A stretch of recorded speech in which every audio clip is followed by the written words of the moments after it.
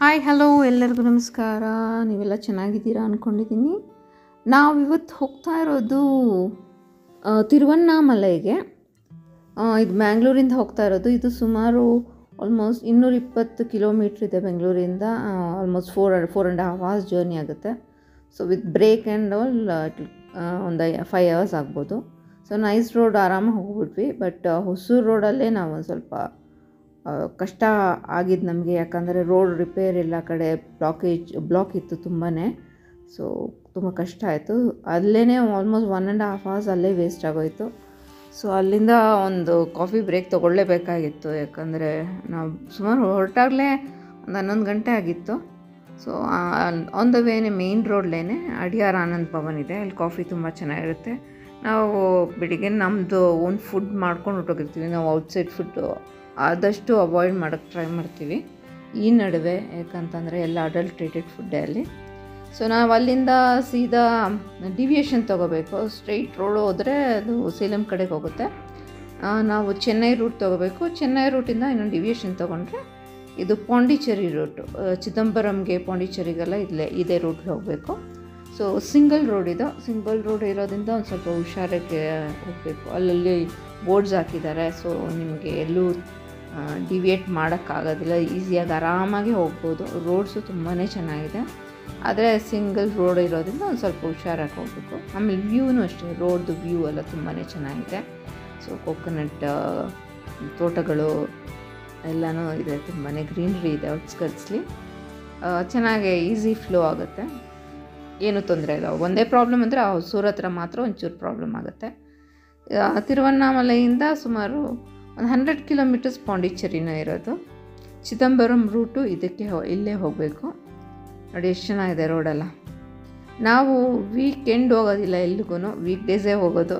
So ಹಾಗಾಗಿ ಒಂದು ಸ್ವಲ್ಪ ಕ್ರೌಡ್ ಕಮ್ಮಿ ಇರುತ್ತೆ. ಸೋಮವಾರ ಹೋಗಲ್ಲ, ಯಾಕಂದರೆ ಇದು ಈಶ್ವರನ ದೇವಸ್ಥಾನ.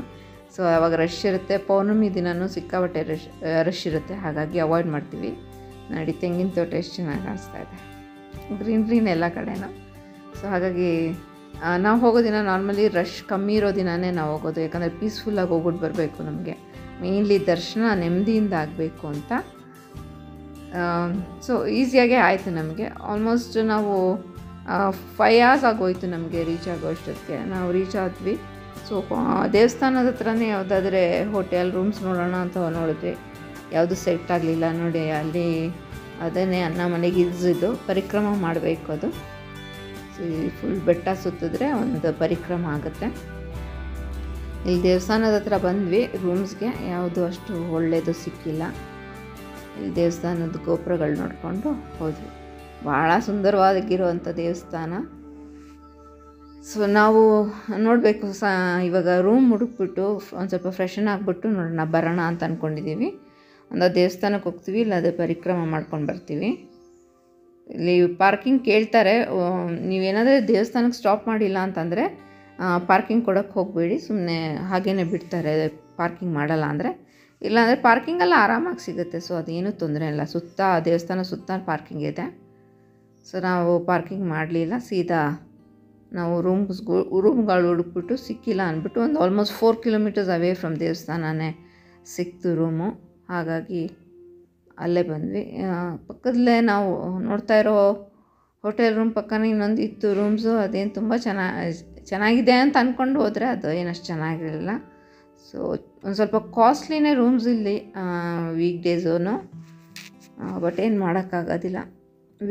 ವೀಕೆಂಡ್ಸ್ ತುಂಬಾ ರಶ್ಗಳು ಇರುತ್ತೆ. ಆಮೇಲೆ ಅಮಾವಾಸ್ಯೆ ಪೌರ್ಣಮಿಗಂತೂ ತುಂಬಾ ರಶ್ ಇರುತ್ತೆ, ಎಲ್ಲೂ ಸಿಗೋದಿಲ್ಲ. ಸೊ ನಾವು ಆನ್ಲೈನ್ಲಿ ಚೆಕ್ ಮಾಡಿಕೊಂಡು, ಆನ್ಲೈನ್ ಏನು ಬುಕ್ ಮಾಡಲಿಲ್ಲ, ಇಲ್ಲೇ ಬಂದು ನೋಡ್ಬಿಟ್ಟು ಬುಕ್ ಮಾಡೋಣ ಅಂತ ಅಂದ್ಬಿಟ್ಟು ನಾವು ಹೋಟೆಲ್ ತೇನಾಗಿ ಬಂದ್ವಿ. ಇದು ಒಂದು ಸ್ವಲ್ಪ ಚೆನ್ನಾಗಿದೆ ನೋಡೋಕ್ಕೆ. ಹೊರಗಡೆ ಆ್ಯಂಬಿಯನ್ಸ್ ಎಲ್ಲ ಇದೆ, ಪಾರ್ಕಿಂಗ್ ಎಲ್ಲ ಅನುಕೂಲ ತುಂಬ ಚೆನ್ನಾಗಿದೆ. ಬಂದ ತಕ್ಷಣ ನೋಡಿ ಗಣೇಶಂದು ಒಂದು ಸಣ್ಣ ಟೆಂಪಲ್ ಮಾಡಿದ್ದಾರೆ. ಒಳಗಡೆ ಬರೀ ಗ್ರೌಂಡ್ ಫ್ಲೋರ್, ಫಸ್ಟ್ ಫ್ಲೋರ್ ಮಾತ್ರ ಇದೆ. ವೆರಿ ಬ್ಯೂಟಿಫುಲ್ ಪ್ಲೇಸ್ ಇದು. ತುಂಬಾ ನನಗೆ ಇಷ್ಟ ಆಯಿತು. ಲಾಟ್ ಆಫ್ ಗ್ರೀನ್ರಿ, ಸ್ಪೇಷಿಯಸ್ ಆಗಿದೆ. ಅದೇ ವೀಕ್ ಡೇಲೂ ಒಂದು ಸ್ವಲ್ಪ ಎಕ್ಸ್ಪೆನ್ಸಿವೇ ಆಯಿತು. ಅವರು ಯಾವ ವ್ಯೂ ಬೇಕು, ಮೌಂಟೇನ್ ವ್ಯೂ ಬೇಕಾ, ಗಾರ್ಡನ್ ವ್ಯೂ ಬೇಕಾ ಅಂತ ಕೇಳ್ತಾರೆ. ಬಟ್ ಅದಕ್ಕೆ ತಕ್ಕಂಗೆ ಒಂದು 500 ರೂಪಾಯಿ 1000 ರೂಪಾಯಿ ಜಾಸ್ತಿ ಹೇಳ್ತಾರೆ. ನಾವು ನಾರ್ಮಲ್ ಯಾವುದೋ ಒಂದು ರೂಮ್ ಕೊಡಪ್ಪ ಅಂತ ಅಂದ್ಬಿಟ್ಟು ತೊಗೊಂಡ್ವಿ. ಸೊ ಅವ 3500 ವಿತ್ ಬ್ರೇಕ್ಫಾಸ್ಟ್. ಸೊ ಬ್ರೇಕ್ಫಾಸ್ಟ್ ನೋಡಬೇಕು ಏನೇನು ಕೊಡ್ತಾರೆ ಅಂತ, ಅದು ತೋರಿಸ್ತೀನಿ ನೋಡಿ. ಇಲ್ಲಿ ಮುಂದೆ ಫ್ರಂಟ್ ರಿಸೆಪ್ಷನ್ ಏರಿಯಾ ಚೆನ್ನಾಗಿದೆ. ನಾವು ಫಸ್ಟ್ ಫ್ಲೋರ್ ರೂಮ್ ಕೇಳಿದ್ವಿ, ಸೊ ಫಸ್ಟ್ ಫ್ಲೋರ್ಲೇ ಕೊಟ್ಟರು ರೂಮು. ಇದು ತುಂಬ ಚೆನ್ನಾಗಿ ಮೇಂಟೈನ್ ಮಾಡಿದ್ದಾರೆ, ಕ್ಲೀನಾಗಿದೆ. ಆಮೇಲೆ ಏನೇನು ಬೇಕು ಐಟಮ್ಸ್ಗಳು ಅದೆಲ್ಲ ಕೊಡ್ತಾರೆ, ಟಾಯ್ಲೆಟ್ರೀಸ್ ಎಲ್ಲ ನಾಟ್ ಬ್ಯಾಡ್, ಸ್ವಲ್ಪ ಚೆನ್ನಾಗಿತ್ತು ಈ ಹೋಟೆಲು. ಸೊ ಇಲ್ಲಿ ಹಾಕಿರೋ ಶೋ ಪೀಸಸ್ಸು ಎಲ್ಲನೂ ಚೆನ್ನಾಗಿದೆ, ಚೆನ್ನಾಗಿ ಮೇಂಟೈನ್ ಮಾಡಿದ್ದಾರೆ, ಪರವಾಗಿಲ್ಲ. ನೋಡಿ ಫಸ್ಟ್ ಫ್ಲೋರ್ ಲಾಬಿನೂ ಇದು. ಸೊ ಮೇಲಿಂದ ಈ ಥರ ವ್ಯೂ ಇದೆ, ಚೆನ್ನಾಗಿದೆ. ಸೈಡ್ಲೆಲ್ಲ ರೂಮು, ಮಧ್ಯ ಅದು ರೆಸ್ಟೋರೆಂಟ್ ಇದೆ. ಸೊ ರೂಮ್ ಒಳಗಡೆ ಬಂದರೆ ಒಂದು ಸೋಫಾ ಇದೆ, ಕೆಟಲ್ ಇದೆ, ಸ್ಮಾಲ್ ಟೇಬಲ್ ಇದೆ, ಕಿಂಗ್ ಸೈಜ್ ಬೆಡ್ ಇದೆ, of course T V A C ಎಲ್ಲ ಇದೆ. ಆಮೇಲೆ ವಿಂಡೋಗೆ ಮಸ್ಕಿಟೋ ನೆಟ್ ಹಾಕಿದ್ದಾರೆ. ಇಲ್ಲಿಂದ ನೋಡಿ ಮೌಂಟೇನ್ ವ್ಯೂ, ಸ್ವಲ್ಪ ವ್ಯೂ ಕಾಣಿಸುತ್ತೆ, ಪರಿಕ್ರಮ ಮಾಡುವಂಥ ಮೌಂಟೇನು. ಸೊ ಎಲ್ಲ ಪಾರ್ಕಿಂಗ್ ಎಲ್ಲ ತುಂಬ ಸ್ಪೇಷಿಯಸ್ ಆಗಿದೆ, ಒಳ್ಳೆ ಗಾಳಿನೂ ಬರ್ತಾಯಿತ್ತು. ಆಮೇಲೆ ಡ್ರೆಸ್ಸಿಂಗ್ ಟೇಬಲ್ಲು, ಒಂದು ಸಣ್ಣ ವಾರ್ಡ್ರೋಬ್ ವಿತ್ ಲಾಕರ್ ಎಲ್ಲ ಕೊಟ್ಟಿದ್ದಾರೆ. ಆಮೇಲೆ ಟಾಯ್ಲೆಟು ಅಷ್ಟೇ ನೀಟಾಗಿ ಬಾತ್ರೂಮೆಲ್ಲ ಇಟ್ಟಿದ್ದಾರೆ.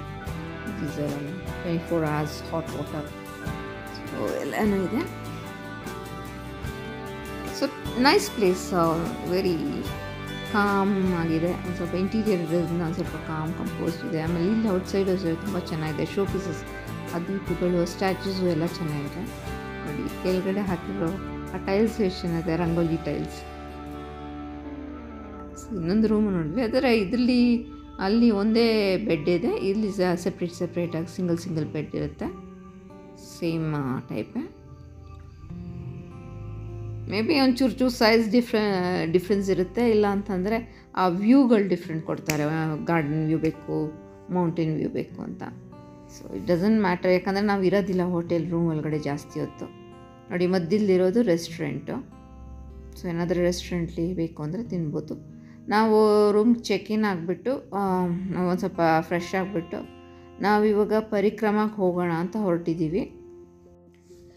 ಸೊ ಪರಿಕ್ರಮ ಹೋಗೋಕ್ಕಿಂತ ಮುಂಚೆ ಒಂದು ಸ್ವಲ್ಪ ಕಾಫಿ ಅಥವಾ ಏನಾದರೂ ಸ್ನ್ಯಾಕ್ಸ್ ಸಿಕ್ಕಿದ್ರೆ ತಿನ್ಕೊಂಡು ಹೋಗೋಣ ಅಂತ ಅಂದ್ಕೊಂಡು ಇವಾಗ ರೆಸ್ಟೋರೆಂಟ್ಗೆ ಹೋಗ್ತಾ ಇದ್ದೀವಿ. ರೆಸ್ಟೋರೆಂಟ್ಲಿ ನೋಡೋಣ ಏನಿದೆ ಅಂತ. ಬನ್ನಿ ರೆಸ್ಟೋರೆಂಟ್ ಕಡೆ ಹೋಗಿ ರೆಸ್ಟೋರೆಂಟ್ ತೋರಿಸ್ತೀನಿ ಹೇಗಿದೆ ಅಂತ. ಬಟ್ ಇದು ಜಾಗನೇ ತುಂಬ ಚೆನ್ನಾಗಿದೆ ನೋಡಿ, ಮಧ್ಯ ರೆಸ್ಟೋರೆಂಟ್ ಫುಲ್ಲು ಗಾರ್ಡನ್ ಮಾಡಿದ್ದಾರೆ ಸುತ್ತಮುತ್ತ. ಆಮೇಲೆ ನಾನು ಹೇಳ್ದಂಗೆ ಶೋ ಪೀಸಸ್, ದೀಪ, ಹಾರ್ಸ್ದು ಸ್ಟ್ಯಾಚ್ಯೂ ಎಲ್ಲನೂ ಭಾಳ ಚೆನ್ನಾಗಿದೆ ನೋಡೋಕ್ಕೆ. ಒಳ್ಳೊಳ್ಳೆ ಶೋ ಪೀಸಸ್ ಇಟ್ಟಿದ್ದಾರೆ. ಆಮೇಲೆ ಅಲ್ಲಿ ಗಾರ್ಡನ್ ಮಾಡಿರೋದು ತುಂಬ ಚೆನ್ನಾಗಿದೆ ನೋಡಿ, ಎಲ್ಲ ಶಾರ್ಟ್ ಪ್ಲಾಂಟ್ಸ್. ದೀಪ ನೋಡಿ ಚೆನ್ನಾಗಿದೆ, ನನಗೆ ತುಂಬ ಇಷ್ಟ ಆಯಿತು ಇದು ಜಾಗ. ಒಂಥರ ಪೀಸ್ಫುಲ್ಲಾಗಿದೆ. ಆಮೇಲೆ ರಶ್ಶು ಜಾಸ್ತಿ ಇರಲಿಲ್ಲ, ಹಾಗಾಗಿ ತುಂಬಾ ನಮ್ಗೆ ಆ ಫೀಲೇ ತುಂಬ ಚೆನ್ನಾಗಿತ್ತು. ಆಮೇಲೆ ಸ್ವಿಮ್ಮಿಂಗ್ ಪೂಲ್ ಇದೆ ಅಂತ ಹೇಳ್ತಾಯಿದ್ರು, ಅದು ಗೊತ್ತಿಲ್ಲ ಎಲ್ಲಿದೆ ಅಂತ. ನಾನು ಹೋಗಿ ನೋಡಲಿಲ್ಲ, ಯಾಕಂದರೆ ನಾವೇನು ಯೂಸ್ ಮಾಡೋದಿಲ್ಲ ಸ್ವಿಮ್ಮಿಂಗ್ ಪೂಲು. ಬಟ್ ಅದೊಂದು ಇದೆ ಅಂತ ಹೇಳ್ತಾಯಿದ್ರು. ಚೆನ್ನಾಗಿದೆ, ಹಿಂದೆ ಎಲ್ಲ ಜಾಗ ಅಲ್ಲ.